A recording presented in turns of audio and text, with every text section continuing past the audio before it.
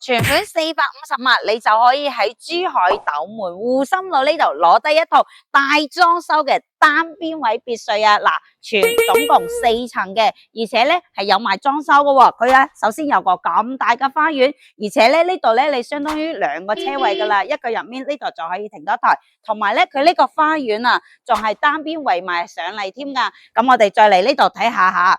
咁因為咧，呢度係2套雙拼嚟嘅。咁如果你中意或者你屋企人多嘅話咧，你亦都可以拎埋佢隔籬嘅呢一套平多100萬，345萬你就可以攞低啦。佢隔籬呢套咧就冇批嘅。咁呢一度嘅話咧，佢就係大裝修嘅。嗱，呢啲你所見到嘅呢啲家私啊，全部都係有喎，個空間感咧亦都係好強噶。咁我哋先睇下飯廳呢邊公用嘅衛生間，咁呢邊咧佢係做咗一啲假山嘅設計，但係事實你亦都可以推平去做一個廳嘅。